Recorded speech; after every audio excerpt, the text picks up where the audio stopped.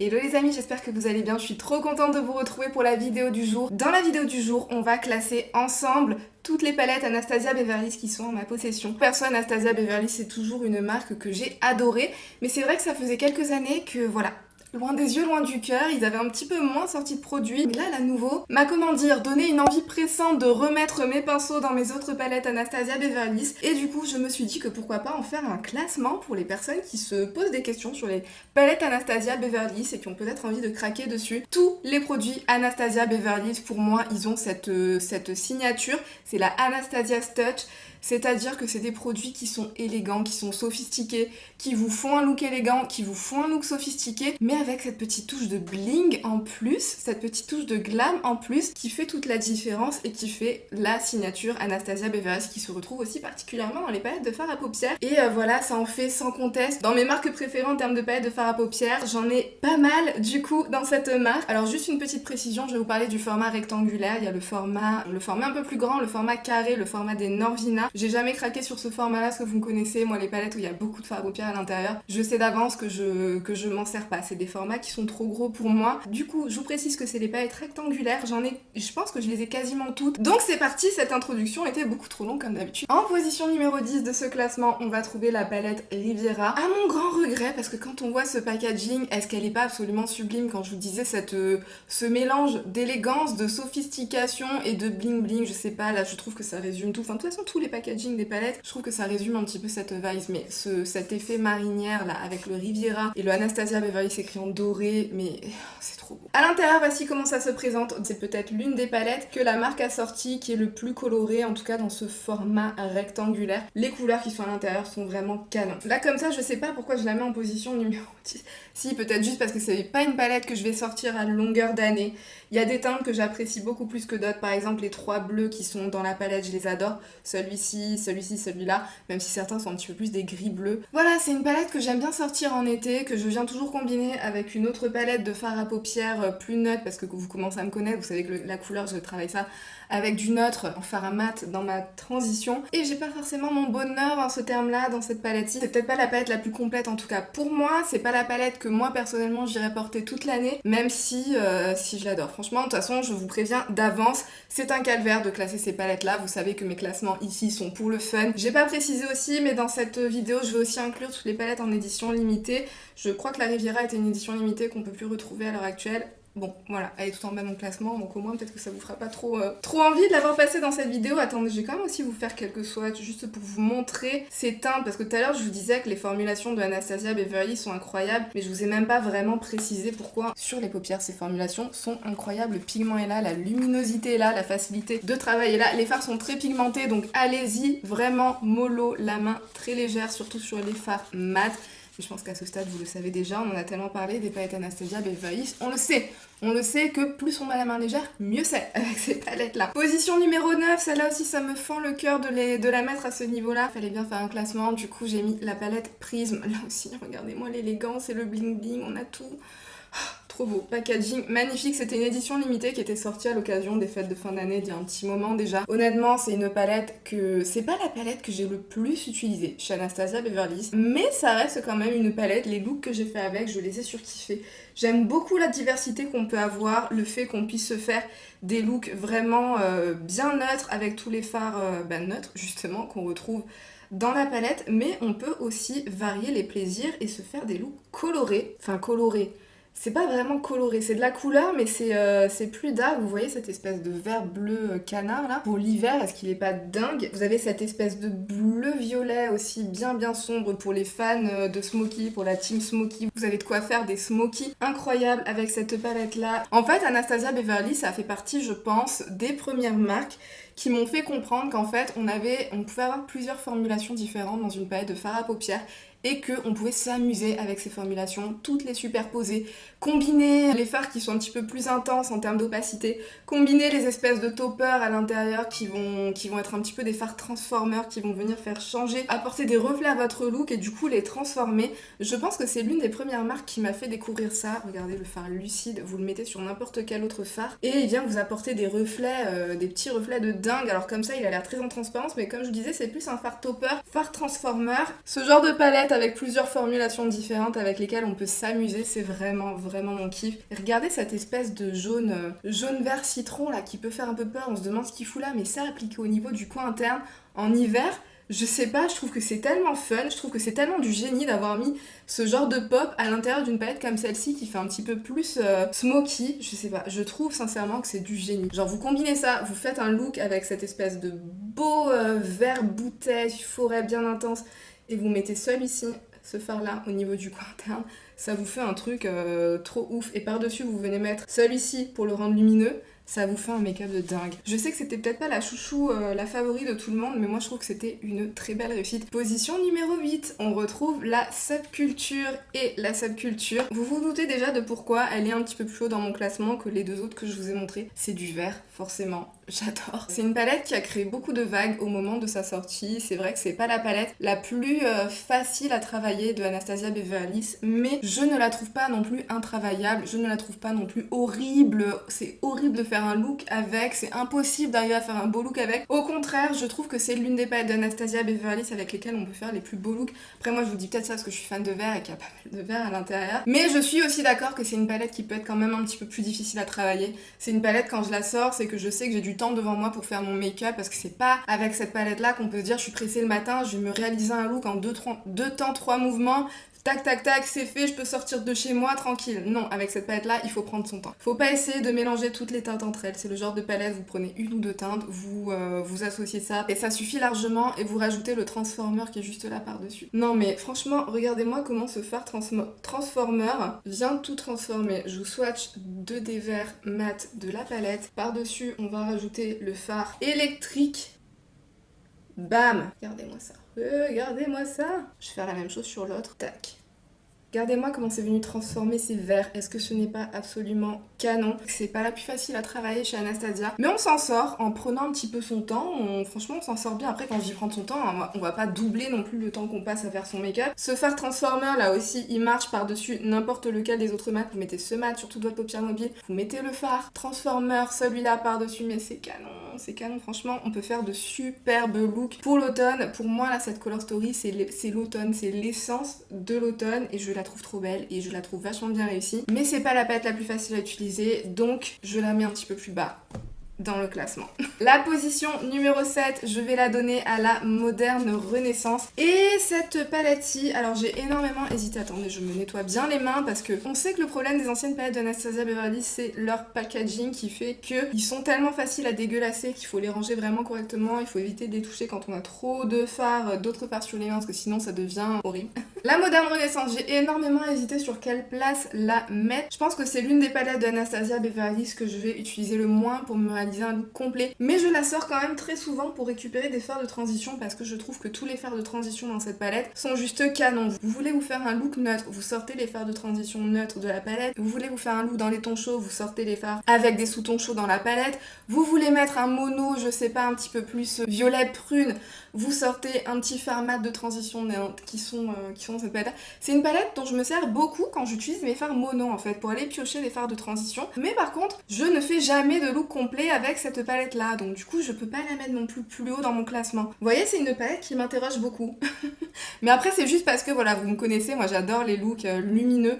Dans cette palette-ci, on a que 2 lumineux, ils sont canons, mais pareil, c'est un petit peu plus des couleurs très claires. Donc sur ma carnation, c'est peut-être des touches un petit peu plus de lumière pour le coin interne ou pour le dessous de sourcil. C'est rare que j'applique des teintes comme celle-ci vraiment sur toute ma paupière mobile. Je la garde, je la conserve précieusement. Regardez-moi, ça fait des années que je l'ai et regardez-moi comment ce pigment est toujours au max, mais j'entends beaucoup dire que les palettes de Anastasia Beverly Hills périment entre guillemets. Alors je pense que c'est peut-être à voir par rapport à la formulation qui devient peut-être un petit peu plus sèche, mais ça j'ai envie de vous dire, c'est le cas de la plupart des palettes de fard à paupières. Plus le temps passe et plus les formulations deviennent sèches parce qu'ils mettent toujours des petites huiles à l'intérieur pour rendre les fards un petit peu plus soyeux, les rendre un petit peu plus crémeux, tout ça, et plus le temps passe, plus ça sèche un petit peu, mais ça veut pas dire que vous pouvez plus utiliser vos palettes, hein, regardez. La position numéro 6, je vais l'attribuer à la palette Primrose. Celle-ci aussi, j'ai énormément hésité sur son classement. Je trouve que dans cette palette-là, elle a changé sa formulation pour qu'on ait des looks qui soient toujours aussi, pareil, élégants et bling bling à la fois. Mais en rendant, je trouve les fards encore plus faciles à travailler, encore plus faciles à estomper. Faut vraiment avoir la main légère. De toute façon, quand on travaille les fards Anastasia Beverly Hills, faut toujours avoir ça en tête. Sur ces fards mat, avoir la main légère, effleurer à peine le pan avec son pinceau. J'en parlais la dernière fois, je crois que c'était pour Natasha Denona. Avec Anastasia, c'est encore plus le cas. Mais voilà, je trouve qu'elle a une formulation, par exemple, les fards lumineux sont encore plus lumineux et encore plus fins. Je trouve que la formulation est améliorée dans cette palette-ci. Attendez, je vous montre parce que ce qui est assez impressionnant, regardez.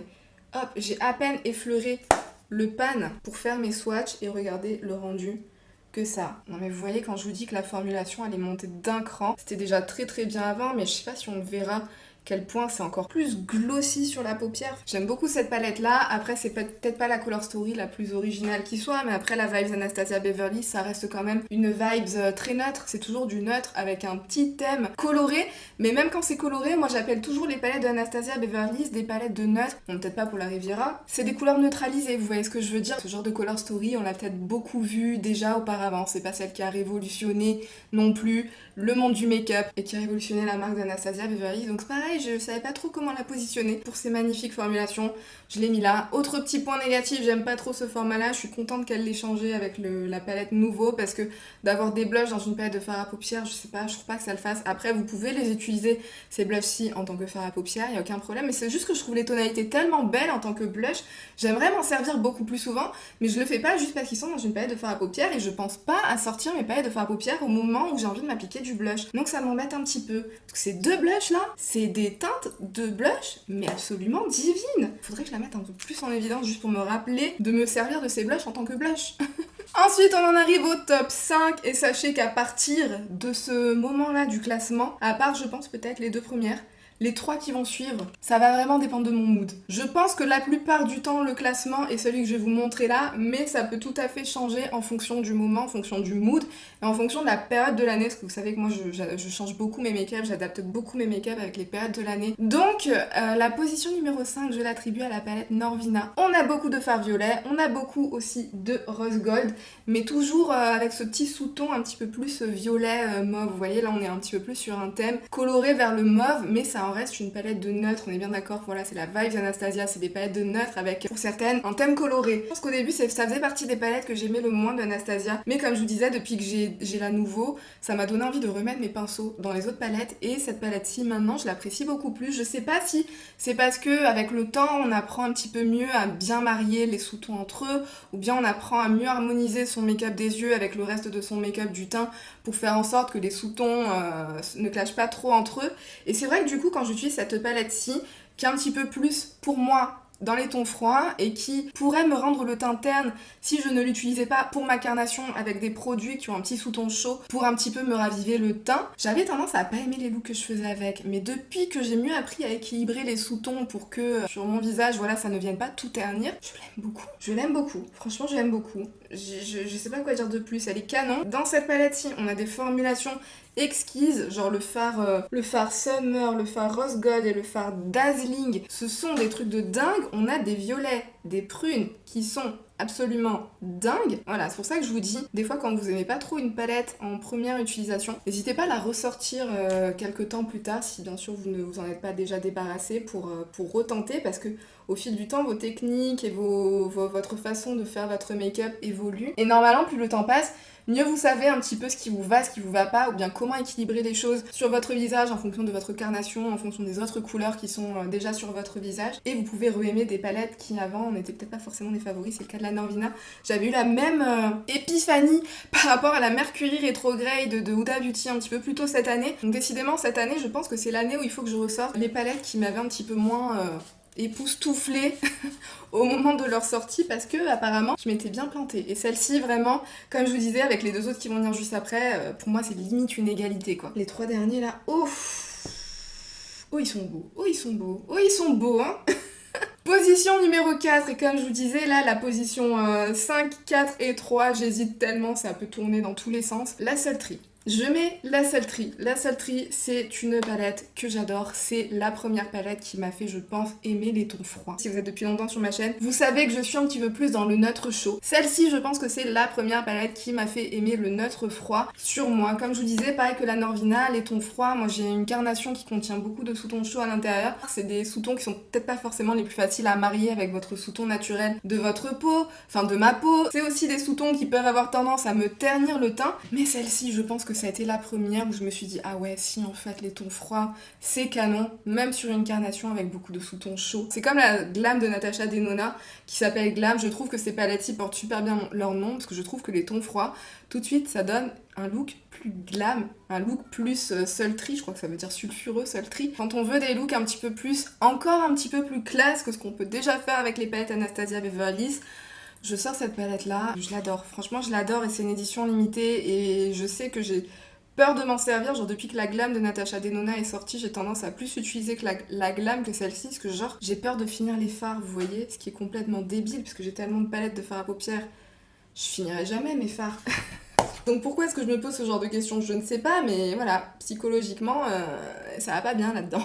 Je l'adore, franchement je l'adore, les teintes qui sont à l'intérieur, les sous-tons. En fait, chez Anastasia Beverly Hills, je trouve que dans toutes ses palettes, elle a des couleurs qui sont recherchées, elle a des couleurs qui sont travaillées. Les sous-tons, les finis, le fait que certains vont contenir des petites micro-paillettes, le fait que certains vont être un petit peu plus lumineux. Je trouve qu'elle travaille à la fois son sous-ton et sa formulation pour donner un effet à chacun de ses fards et ça marche à chaque fois et ça marche trop bien avec la Sultry. Dès que je veux un make-up dans les tons froids, je pense direct à la Glam ou à celle-là, hein. Pour moi il n'y a pas à se poser de questions et je trouve que ce fard qui est juste ici, là, le Bloom, il y a beaucoup de personnes qui se demandent ce qu'il fout là. Mais au contraire, moi je trouve que ça se marie trop bien. Ça se marie trop bien avec n'importe lequel des looks que vous pouvez faire avec cette palette-là. Vous prenez une toute petite pointe que vous estompez très haut dans la transition, un tout petit peu, genre il se voit à peine. Et par-dessus, vous venez faire votre look et je sais pas, ça apporte tout de suite un petit truc en plus. Trop bien réussi cette palette-là. Le génie Anastasia Beverly Hills. Rien de plus à dire, quoi. Et donc, juste au-dessus, en position numéro 3, vous vous en doutez peut-être, j'ai mis son autre palette dans les tons les plus neutres qu'elle peut posséder dans sa gamme de palettes. Mais c'est la Soft Glam. Pourquoi? Comme je vous le disais juste avant, juste parce que je suis un petit peu plus orientée neutre chaud que neutre froid. Donc du coup, pour moi, celle-ci, elle aura toujours un petit truc en plus par rapport à la Sultry. Pareil, je l'aime beaucoup cette palette-là, elle a été trop bien réalisée et je trouve que ça fait partie des rares palettes qui sont dans les neutres chauds sans pour autant nous donner du orange.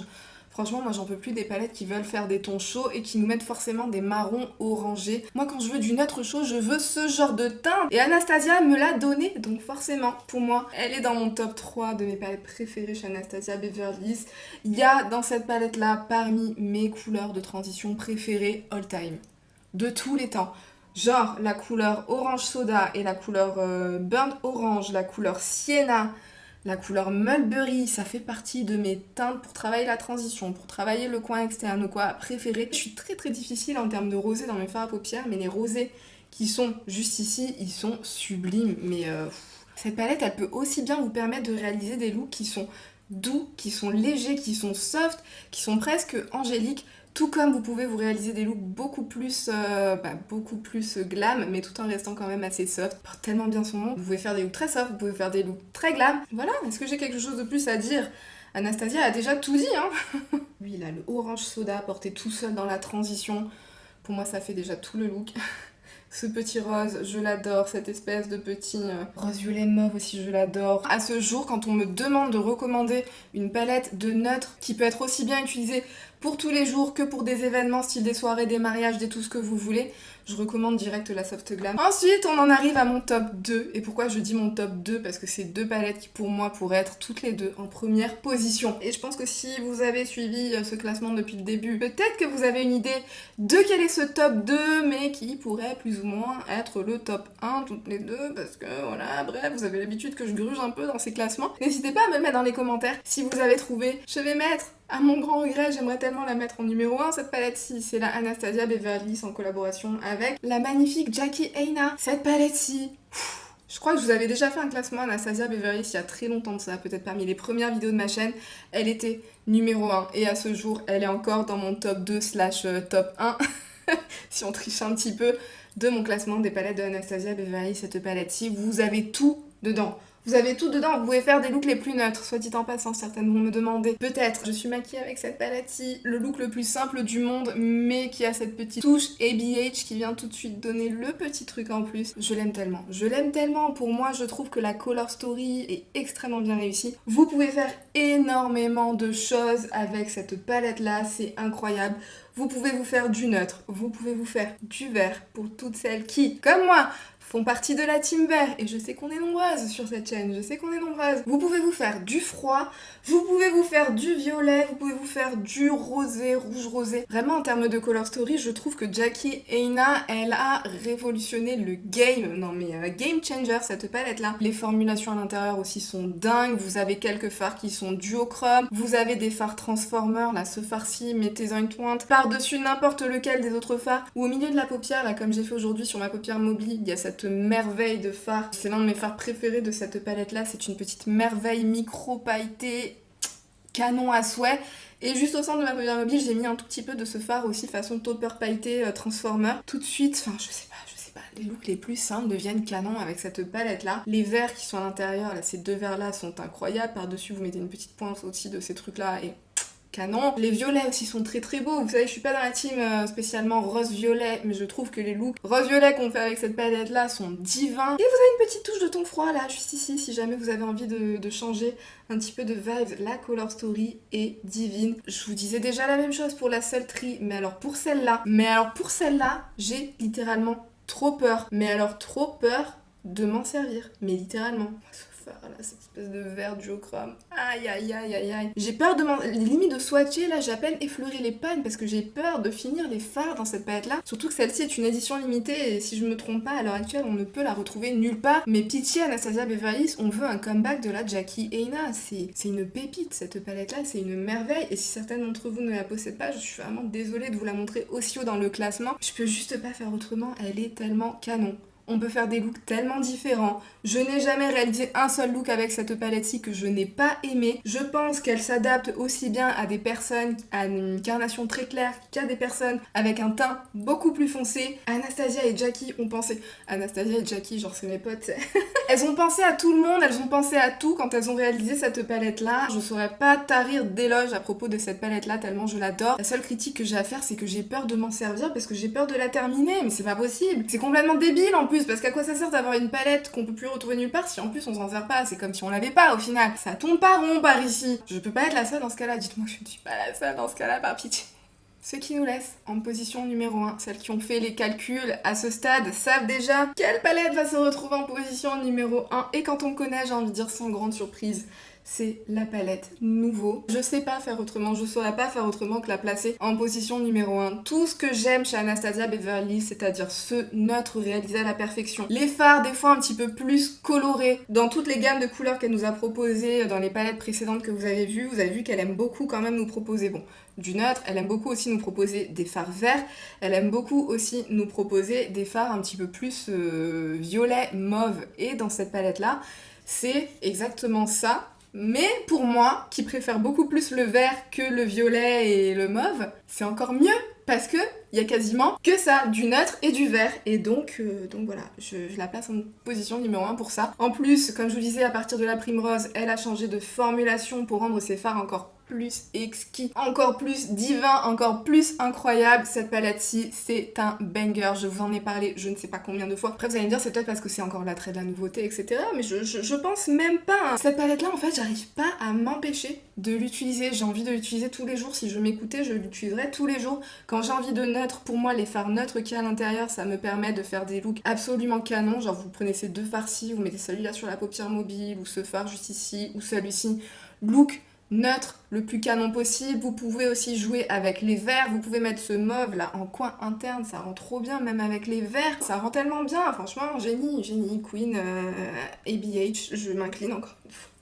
Je saurais pas quoi vous dire de plus parce que je vous ai tellement saoulée avec cette palette là. C'est des nuances qui sont travaillées, c'est des nuances qui sont recherchées. C'est pas le vert que vous retrouvez dans toutes vos palettes. Même si des fois vous voyez un vert olive, vous vous dites j'en ai de partout déjà des verts olives. Non, celui-ci est différent. Pareil, ça c'est un espèce de magnifique duochrome qui va du doré vers le bronze, vers le cuivré, vers le vert. Vous dites qu'on en a beaucoup de ce genre de fard duochrome. Hein. Celui-ci est différent. Je sais pas, la formulation Anastasia, les finis qu'elle choisit dans ses fards, le fait qu'elle choisit de mettre des toutes petites micro-palettes pour faire scintiller certains de ces fards et d'autres qui ont d'autres formulations. Tout est travaillé, tout est recherché et tous les looks au final sont canons. Pareil, c'est une palette comme la Jackie Aina, c'est une palette jusqu'à maintenant, j'ai pas réussi à faire un seul look qui ne m'a pas plu avec. Tout marche trop bien. Et c'est pareil, je pense que c'est une palette qui s'adaptera aussi bien aux personnes avec un teint très clair qu'à une personne avec un teint foncé. Et je pense vraiment que c'est le genre de tonalité, même pour les personnes qui ne sont pas hyper fans de vert, c'est peut-être le genre de vert qui pourrait vous faire changer d'avis. Après, je vais pas vous pousser à l'acheter si jamais vous ne possédez, si vous n'aimez absolument pas le vert. C'est quand même une palette qui coûte cher, donc si vous avez le moindre doute, bah déjà n'hésitez pas, si vous avez un Sephora pas très loin de chez vous qui la propose en testeur, d'essayer de swatcher un petit peu tout ça, voir si c'est quelque chose que vous ne supporterez absolument pas. Je pense que c'est une palette vraiment que énormément de monde pourrait apprécier, que vous soyez fan de vert ou non, parce que encore une fois c'est une palette de neutre avec un thème de vert, mais c'est pareil, c'est de la couleur neutralisée, c'est de la couleur neutre, c'est des verts qui pour moi sont portables au quotidien, sans se dire que c'est trop coloré, sans se dire que c'est importable. Ce fard kaki là, et ce duochrome, bon bref, on a compris. J'ai l'impression de vous saouler en ce moment avec cette palette là, j'ai l'impression de parler que d'elle dans toutes mes vidéos, mais d'un autre côté, comment faire autrement? Je pense que à ce jour c'est... Non, je vais rien dire parce que sinon je risque de vous spoiler une autre vidéo. Dans les commentaires, dites-moi, vous, quelles sont vos palettes chouchou chez Anastasia Beverly? Je sais pas, mettez-moi votre top 3, votre top 5, votre top ce que vous voulez, ou dites-moi juste votre préféré, je serais super curieuse de savoir. Avant de partir, pensez bien à faire tous les trucs YouTube. Et sur ce, moi je vous fais tout plein de bisous et je vous dis à bientôt dans une prochaine vidéo. Bye!